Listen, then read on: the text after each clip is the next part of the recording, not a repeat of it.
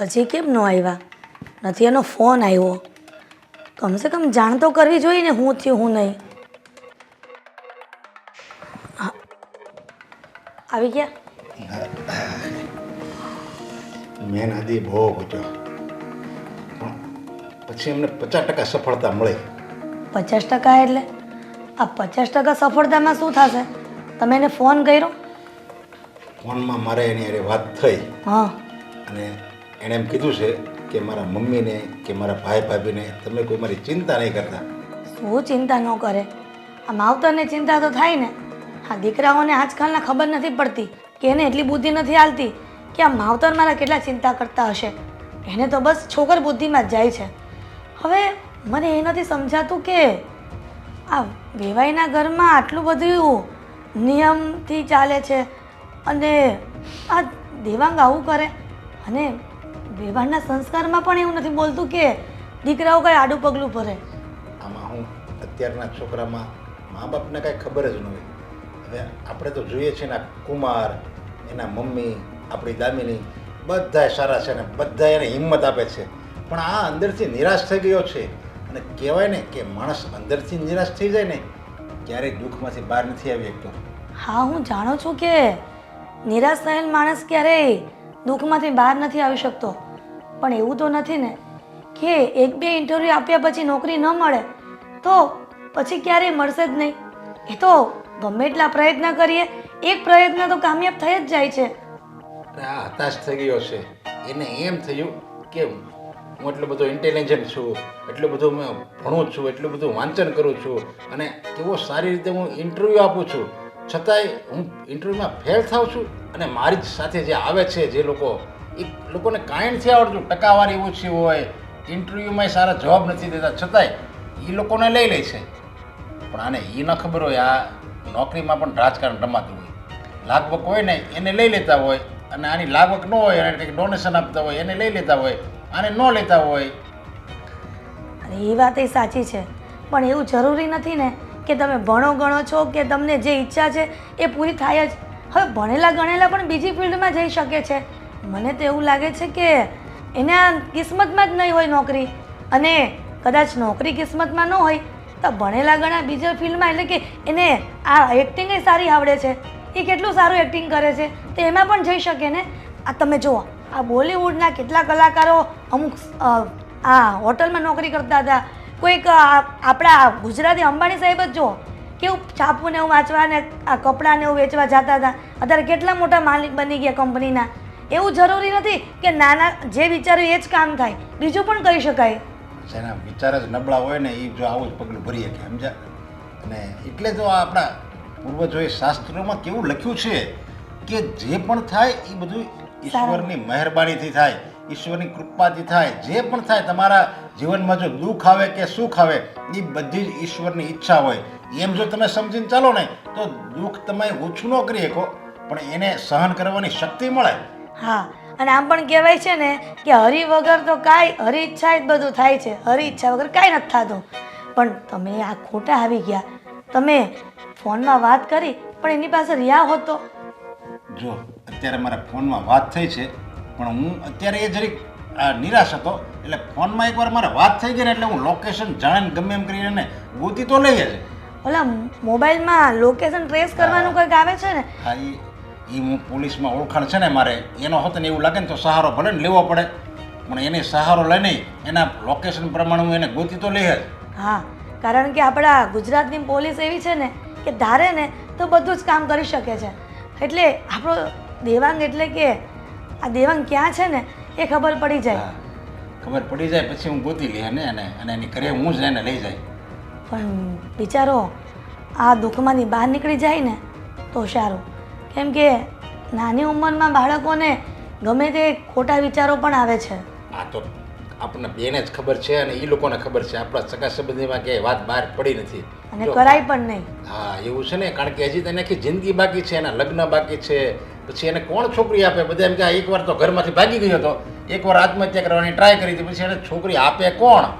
હા, મને લાગે છે કે વેવાણ પાસે મારે જવું જોઈએ, પણ તમે કહો ને તો. હા તો જાને, એને તારા સહારાની જરૂર છે, તારા હિંમતની જરૂર છે. તું જા અને એને હિંમત આપ. કે જે થાય ને એ સારું થાય. તમે તારે ચિંતા કરવામાં તમે કોઈનું ખરાબ નથી કર્યું તો ભગવાન થોડું તમારું ખરાબ કરશે. હા, અને આમ પણ દુઃખના સમયમાં જો સગા જ કામ ન આવે તો કોણ કામ આવે?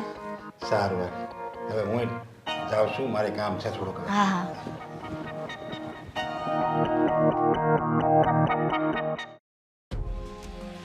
બસ હો, હવે મારે કાંઈ નથી સાંભળવું. મારે આમ ભાગીને ક્યાં જાવ છો? તમને લોકોને તો એની કાંઈ પડી નથી, કારણ કે તારો ભાઈ છે, મારો દીકરો છે. કોણ જાણે ઈ ક્યાં હશે, કેમ હશે, શું કરતો હશે, ખાતો હશે, પીતો હશે, કોને ખબર. હું સમજી શકું છું કે તમને એની બહુ ચિંતા થાય છે, પણ મેં તમને કહ્યું ને, દેવાંગ કઈ એના કામથી ગયો છે અને એ જલ્દી પાછો આવી જશે. ના, ઈ જો કામથી ગયો હોય ને તો મને તો ફોન કરે જ, મારી સાથે વાત કરે, એને ખબર જ છે કે મમ્મીને કેટલી ચિંતા થતી હોય, પણ તને પડી નથી કારણ કે તારો ભાઈ છે ને એટલે. કેમ એક ભાઈને બીજા ભાઈની ચિંતા ના હોય? તમારો દીકરો છે તો મારા પણ દેર છે ને, મારા નાના ભાઈ જેવા છે અને અમને તો સગા ભાઈ છે. ભાઈ જેવા છે, ભાઈ નથી ને, અને તારો ભાઈ છે, મારા દીકરા જેવું તો કોઈ નહીં, માં જેવું કોઈ ન હોય. પોલીસ ચોકીમાં હું જાઉં છું, મેં તને કીધું તું કે કમ્પ્લેન કરીએ તો પણ તું ન ગયો. મારે એની સાથે વાત થઈ છે એટલા માટે પોલીસ કમ્પ્લેન કરીને ફાયદો શું છે? અને તમે કહો છો કે હું એનો ભાઈ છું તો મને ચિંતા ના હોય? અરે હોય જ ને, શું કામ ના હોય? હા, એની ભાભી છે, જ્યારે એ ખોટું પગલું ભરવા જઈ રહ્યો હતો ત્યારે એને જ એને બચાવ્યો હતો. વિચાર તો કરો. પણ એ આજે શું હવે? અને તું એમ કે છે કે મેં વાત કરી હતી, તુંય તે મને કીધું નહીં. બોલે ક્યાં છે, શું છે, કેવો છે, ખાય છે, પીએ છે, શું કરે છે, બોલ ને. એ ઘરે નથી આવવા માંગતો. કેમ પણ? તમે આટલા દિવસથી મારું લોહી પીવો છો તો સાંભળી લ્યો.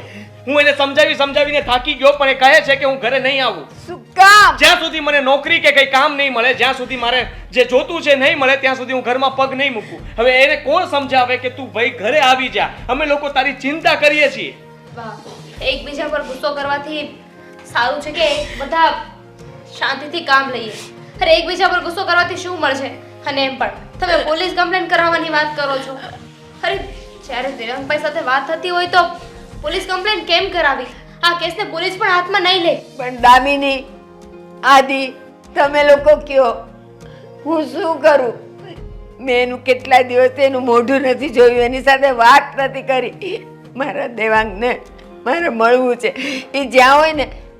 મને પણ નથી ખબર કે એ ક્યાં છે અને કઈ હાલતમાં છે. હું ક્યારેક એને ફોન કરીને થાકી જાઉં ને, જો એને મન થાય તો મારી સાથે વાત કરે છે. આટલા દિવસથી તમારી સાથે એટલા માટે જ મેં વાત છુપાવીને રાખી હતી. એ મારી સાથે પણ સરખી રીતે વાત નથી કરતો. આદિ, એક કામ થાય, મને ખબર છે. તું છે ને પોલીસ ચોકીમાં જા, સાંભળ પેલા બધી વાત, અને ત્યાંથી દેવાંગને ફોન કર. પોલીસ તરત એનો ટ્રેક પકડી લેશે કે એ ક્યાંથી વાત કરે છે. આપણને ખબર પડી જશે કે દેવાંગ ક્યાં છે. દેવાંગભાઈ હર વખતે અલગ અલગ નંબરમાંથી ફોન કરે છે અને પછી ફોન સ્વિચ ઓફ આવી જાય છે. એનો પણ કોઈ મતલબ નથી દામિની. કદાચ તમે એને પકડવા કરશો અને પરાને પકડશો ને તો તમને એની માનસિક હાલત ખબર જ છે. આપણે જબરદસ્તી એના ઘરમાં લાવશું અને જો ફરી એ આ ટેરેસ ઉપર જઈને કઈ ઊંધું પગલું ભરશે તો શું કરશો? એના કરતાં સારું છે કે તમારો દીકરો બહાર જીવે તો છે. ક્યાં રહેતો હશે, શું હશે? આદિ, મારા મને બહુ મૂંઝારો થાય છે. બાપ, સમજી શકીએ છીએ, આનું હૃદય છે. દીકરાને જો કલાક ના જોવે ને તો એનો જીવ તાળવે ચોંટી જાય છે. અને તમે તો મહિનાથી તમારા દીકરાને નથી જોયો, પણ સમજવાની કોશિશ કરો. દેવાંગભાઈ જ્યાં છે ને ત્યાં સેફ છે. બધું ઠીક થઈ જશે. થોડા દિવસ રાહ જુઓ. હું દેવાંગને સમજાવવાની કોશિશ કરું છું અને જલ્દી સમજાવીને હું એને ઘરે પાછો લઈને આવીશ. કદાચ તારા શબ્દોથી એ નહીં સમજે, એકવાર મારી સાથે વાત કરાવ ને. એ મારી સાથે પણ સરખી વાત નથી કરતો. મારી સાથે વાત થશે તો હું તમારી સાથે વાત કરાવી દઈશ, બસ.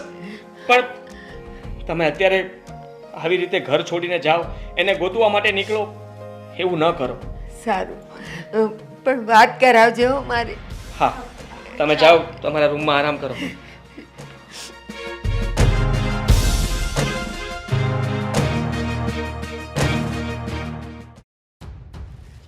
નરેશભાઈ, આ લોકોને તો બેઉને કઈ કહીને થાકી, પણ એમ કહે છે કે દેવાંગારે વાત થાય છે, કોઈ મને મેળવાવતું નથી ને વાતે નથી કરાવતું. તમે હવે આને કંઈક કહો ને, અથવા તમે કંઈક કરો. અરે બેન, તમે આવી રીતે રડોમાં અને માની લો કે દેવાંગ અહીંયા નથી અને અચાનક માની લો આવી ગયો હોય અને આવું તમારું રડેલું મોઢું જોવા, ઉદાસ ચહેરા તમારા જોવે તો એ પાછો વયો જાય. હા પણ નરેશભાઈ આની હારે વાત કરે છે. એણે કોઈ દીનો કીધું કે મારે મમ્મી સાથે વાત કરવી છે અને આ કરાવતોય નથી. પણ મારી સાથે પણ એ 1 મિનિટથી ઉપર વાત નથી કરતો. હું પૂછું એના 5 માંથી એક જવાબ માણ આપવો હોય તો આપે છે. કદાચ એવું પણ બની શકે ને ભારતીબેન કે આટલા દિવસથી એ બહાર છે અને તમારી સાથે વાત કરીને તમે ઉલટાને એને ખીજાવ એટલે પણ કદાચ વાત ન કરતો હોય. આવી રીતે કોઈ દીકરો જતો રહે ને માં ખીજાય ને. જો એ આદિ સાથે વાત કરે છે એનો મતલબ એમ કે એ કુશળ છે, સારો છે, બધી રીતે ઓકે છે, તો પછી હવે ચિંતા થોડી કરવાની હોય. બા મોટા ભાઈ બા દેવાંગ. જય શ્રી કૃષ્ણ બા. દેવાંગ ક્યાં હતો બેટા? અરે બાપ હું ક્યાંય નહોતો, અહીંયા જ હતો. અરે બા તમે રડો છો શું કામ? હા આજે રડવાનો દિવસ નથી, ખુશ થવાનો દિવસ છે. હા જુઓ, આજે હું મારું આ સપનું પૂરું કરીને આવ્યો છું ઘરમાં. આ શું છે? કહું છું, પણ હા ખુશીના સમાચાર મારા મોટા ભાઈ આપશે. પણ પહેલા હું મારા મોટા ભાઈને મળવા માંગુ છું. Thank you so much brother. હા તમે મને સપોર્ટ કર્યો ને એટલા માટે જ આ શક્ય બન્યું છે. હા લ્યો, હા તમે જ વાંચીને આ બધાને સમાચાર આપો કે હકીકતમાં લેટર શેનો છે. એનો છે બેટા આદિ? અરે વાહ, દેવાંગને નોકરી મળી ગઈ છે. હા કોંગ્રેચ્યુલેશન્સ. થેન્ક યુ ભાભી. અને એ પણ જેવી તેવી નહીં, હા બેંકની અંદર મેનેજરની પોસ્ટ મળી છે. શું? હા 70,000 સ્ટાર્ટિંગ પગાર છે મારો. 70,000 રૂપિયા? બેટા ખૂબ ખૂબ અભિનંદન. આવીને આવી પ્રગતિ કરતો રહે. Most welcome and thank you so much. હા આ બધું જે થયું છે ને એનો શ્રેય મોટા ભાઈને આપું છું. મને? હા મેં શું કર્યું? મહેનત. તમે તો મારી પાછળ મહેનત કરી છે. હા જ્યારે ફોનમાં વાત થતી હતી ત્યારે તમે તો મને મોટિવેટ કર્યો હતો ને. આ તમે જ કહેતા હતા ઘરની જરાય ચિંતા નહીં કરતો નાનકા, ઘરે મમ્મી ને તારા ભાભી ને અને બધાને હું હેન્ડલ કરી લઈશ, પણ તું મહેનત કરજે. અને આજે તમે નાટક કર્યું છે બાની સાથે એનો શ્રેય હા હું એકલો રહ્યો ને એટલા માટે જ તો હા શક્ય બન્યું છે. હા, બા આ તમે કહેતા હતા ને કે મારી અંદર કોઈ વસ્તુ ખૂટે છે અને એટલા માટે જ તે હું દર વખતે ઇન્ટરવ્યૂમાં ફેલ થઈ રહ્યો છું. એ શું છે ખબર છે? એ છે મારો આત્મવિશ્વાસ. હકીકતમાં જ્યારે ઇન્ટરવ્યૂ આપવા જતો ને ત્યારે મારો આત્મવિશ્વાસ જ નહોતો મારી અંદર કે હું ઇન્ટરવ્યૂની અંદર પાસ થઈશ. હવે તમે જુઓ ને, હા એકલો રહ્યો, મહેનત કરીને મારો આત્મવિશ્વાસ વધ્યો. આજે બા ઇન્ટરવ્યૂમાં પાસ થઈ ગયો છું. આ ખુશ થવાનું છે. અને બેટા આ હર્ષના આંસુ છે. હવે રડવાના દિવસ ગયા બેટા. સાચું કહું તો આ તને ભગાડવા માટે મેં જ નરેશભાઈને કહ્યું હતું, કારણ કે તે દિવસે તે આત્મહત્યા કરવાની કોશિશ કરી હતી ને, હા ત્યારથી અમે બધા ભાંગી પડ્યા હતા. મને થયું કે દેવાંગ બીજી વાર કોઈ આવી ભૂલ કરે ને એ પહેલાં એને રોકી લઈએ. એટલે મેં આમની સાથે વાત કરી અને એમને કહ્યું કે તમે દેવાંગને મળો અને એને કહો કે એ ઘર છોડીને ભાગી જાય, એવું કંઈ કરે કે જેનાથી એનું સપનું પણ એ બહાર રહીને પૂરું કરી શકે. અને એટલા માટે જ તને એમણે વધારે ઘરમાં મદદ કરી હતી. હા એમણે તો મને મદદ કરી હતી. હા દર વખતે જ્યારે પણ મારી એક્ઝામ હતી અને ઇન્ટરવ્યૂ આપવા જતો ને ત્યારે હા તમારા કાકા અને કાકીજી હા બંને જણા હા દહીંની વાટકી લઈને કહેતા હતા મોઢું મીઠું કરીને જજે. અને જુઓ હા એમના આશીર્વાદ અને તમારા બધાની હા દુઆઓ ફળી છે કે જેના કારણે આજે હું બેંક મેનેજર બની ગયો છું.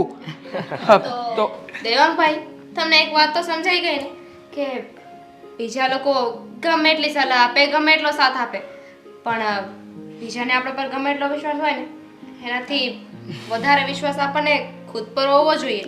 જો આપણે ખુદ ઉપર જ આત્મવિશ્વાસ નહીં હોય તો બીજાના સાથનો કોઈ મહત્વ નથી. હા હા વાત તો હું બરાબર સમજી ગયો છું. હા, અને હવે બીજી વાર ઘરમાંથી જતા પહેલા મમ્મીની પરમિશન લઈ લેજે. હા પણ નોકરીએ જતા પહેલા. હા પરમિશન નહીં, આશીર્વાદ લઈને જઈશ બા તમારા. અરે મારા દીકરા, મારા આશીર્વાદ તો તમારા બંને પર છે જ.